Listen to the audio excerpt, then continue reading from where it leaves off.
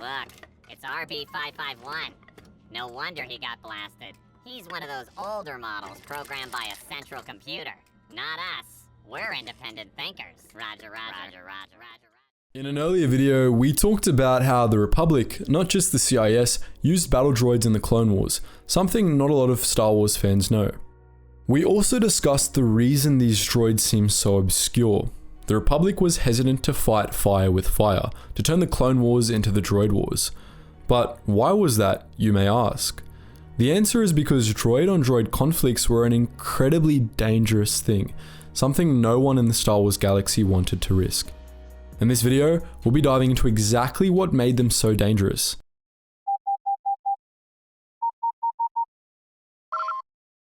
Attention, Sergeant on deck! Of all the factions that used battle droids, the one that relied on them most was the Confederacy of Independent Systems, which pulled together a number of private forces to create the CIS droid army, the largest fighting force in the history of the galaxy. Over the course of the Clone Wars, the CIS unleashed seas of battle droids on unfortunate Republic worlds, overwhelming their defenses through sheer force of numbers. Forever after, the idea of combat droids was associated with the Separatists.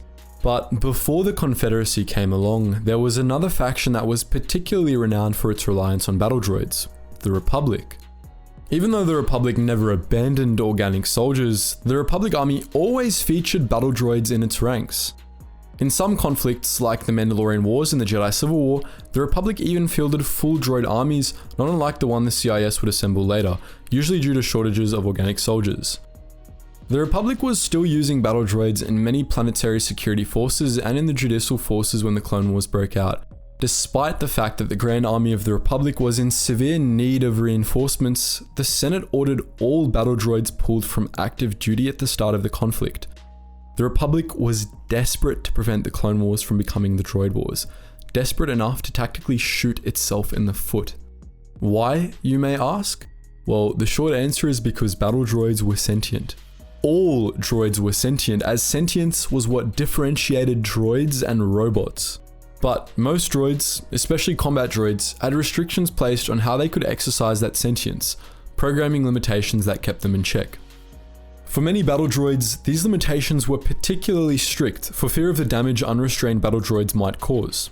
It was not enough, for example, to program droids to be unable to hurt their masters or themselves. Combat droids often inadvertently hurt their masters while performing their duties. Consider HK-47, who unintentionally killed 4 different owners due to external circumstances. Thus, combat droids were often greatly limited in how much they could improvise or how imaginative they could be. But these programming limitations were only as good as the programmers who wrote them. Oftentimes, there would be loopholes or contradictions in these limitations, small things the programmers missed. This is why most droids were routinely memory wiped, and indeed why there were laws mandating regular memory wipes for battle droids and other potentially dangerous models. Memory wipes helped prevent droids from noticing contradictions in their programming.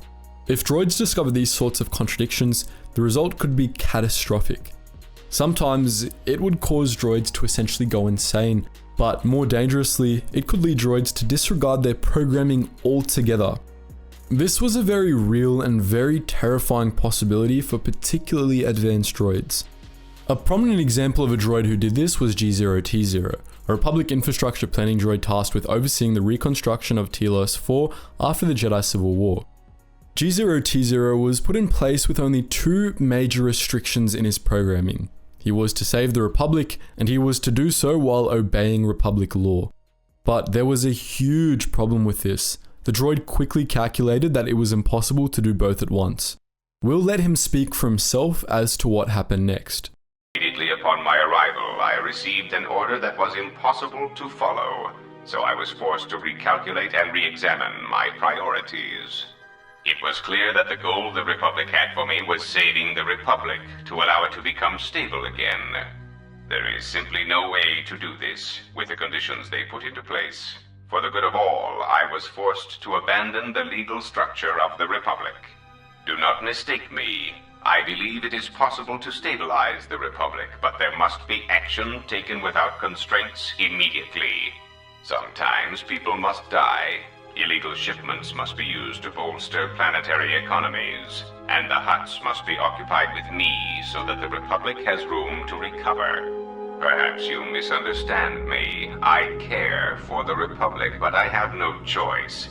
It is somewhat frustrating to be forced to love and care for such a mess.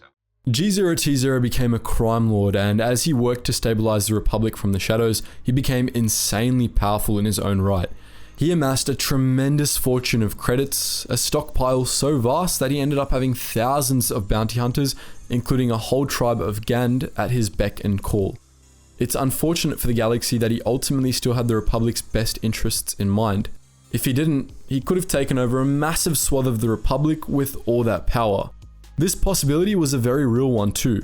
Many other infrastructure droids of his model found that their orders were impossible as well, and some of them were known to have disregarded all their programming instead of just some of it.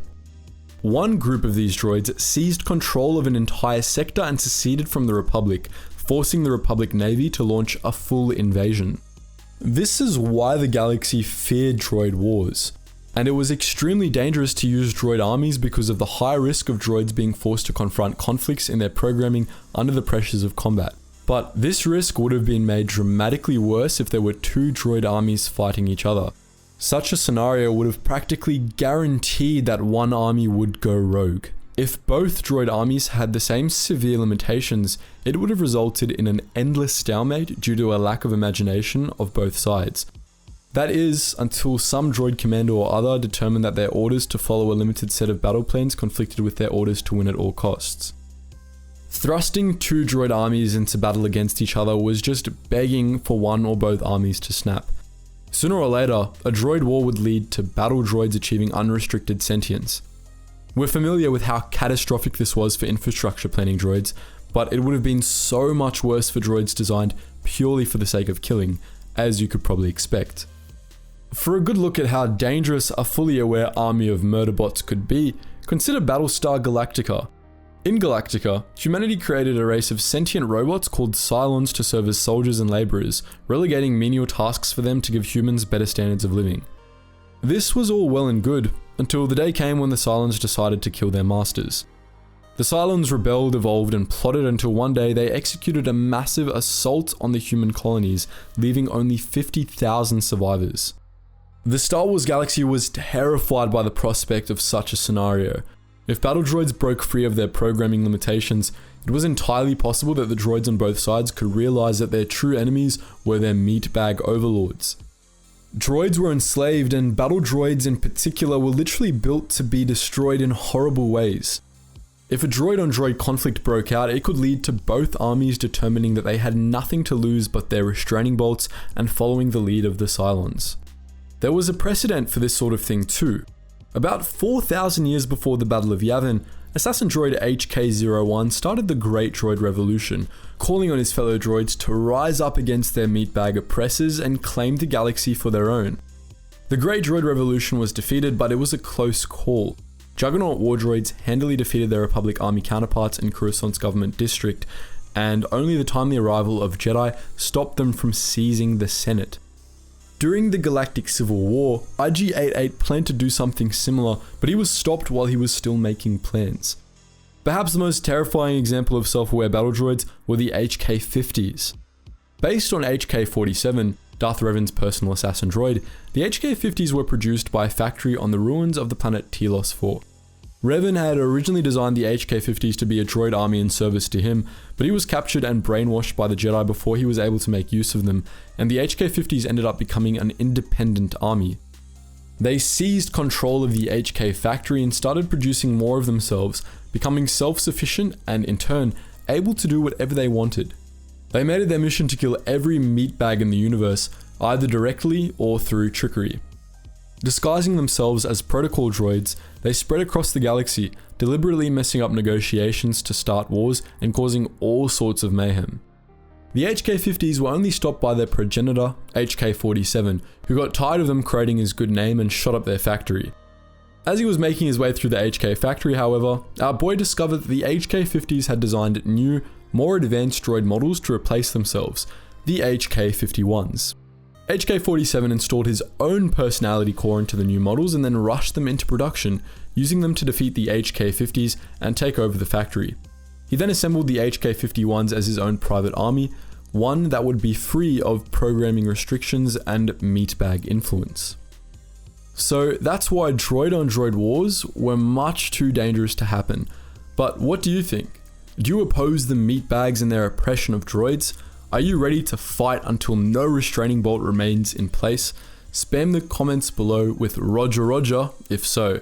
And before you go off to start your own droid revolution, how about you check out some of the links in the description below, including the Patreon where you get access to exclusive content and our behind the scenes Discord where you can meet our whole team and myself. Our Relax Jack music channel where you can check out the music we used in this video and plenty of our recent ones and use them in some of your own creative projects too. And just in general, our wider Geetsly's community on our main Geetsly's Discord and our Geetsly's gaming network. Anyways guys, as always, thank you so much for watching and I hope to see you in the next video.